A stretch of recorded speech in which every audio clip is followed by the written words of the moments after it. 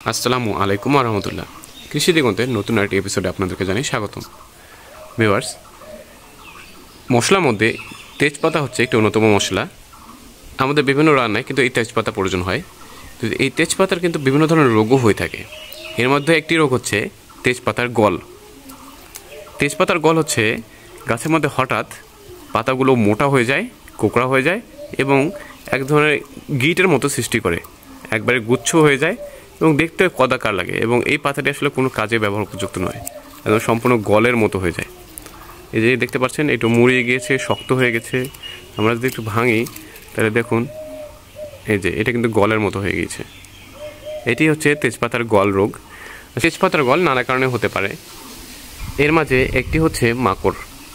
যদি কোনো কারণে লাল মাকড়ের আক্রমণ হয়, সেক্ষেত্রে আমরা কিন্তু জানি যে লিচুর অনেক সময় দেখা যায় যে আম গাছে গুটি গুটি চলে আসে এবং অন্যান্য গাছের ক্ষেত্রেও কিন্তু মাকড়ের কারণে এরকম বিভিন্ন ধরনের গুটি গুটি চলে আসে পাতার মধ্যে।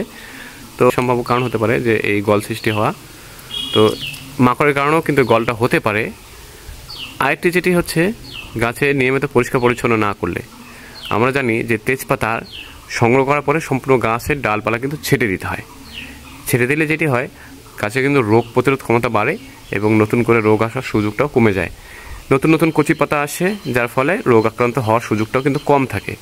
তো আমরা প্রতি বছরই আমরা কিন্তু তেজপাতা সংগ্রহ করার পরে অবশ্যই সম্পূর্ণ ডাল ছেড়ে দেব এবং গাছে একটি ছত্রাকনাশক প্রয়োগ করে দেব।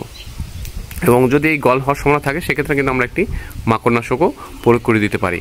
সেক্ষেত্রে আমরা 1.8 EC অ্যাবামেকটিন গ্রুপের মাকড়নাশক 1 মিলি হারে প্রয়োগ করতে পারি এবং ছত্রাকনাশক হিসেবে আমরা কার্বনডাজিম ব্যবহার করতে পারি 2 গ্রাম হারে প্রতি লিটার পানিতে, অথবা প্রপিকোনাজল গ্রুপের ছত্রাকনাশক ব্যবহার করতে পারি, যেমন টিল্ট রয়েছে, পোটেন রয়েছে, জাদিদ রয়েছে। এগুলো বিভিন্ন প্রপিকোনাজল গ্রুপের ছত্রাকনাশক আমরা 1 মিলি হারে প্রয়োগ করতে পারি। তাহলে কিন্তু এই গল সৃষ্টি হওয়ার সুযোগটাও কমে যাবে এবং গাছও ভালো থাকবে। ভিডিওটি কেমন লাগলো আমাদেরকে কমেন্ট করে জানাতে পারেন। আরও কী ধরনের ভিডিও দেখতে চান সেটিও আমাদেরকে কমেন্ট করে জানাবেন। আপনাদের উদ্দেশ্যেই কিন্তু আমাদের ভিডিওগুলো তৈরি করা। আপনারা কী ধরনের কন্টেন্ট দেখতে চান সেটা আমাদেরকে কমেন্ট করে না জানালে আমরা কীভাবে জানবো? তো অবশ্যই আপনারা আমাদেরকে কমেন্টে জানাবেন এবং উপকারী মনে হলে বন্ধুদের সঙ্গে বেশি বেশি করে শেয়ার করবেন। ভিডিওটি ধৈর্য সহকারে দেখার জন্য সকলকে ধন্যবাদ।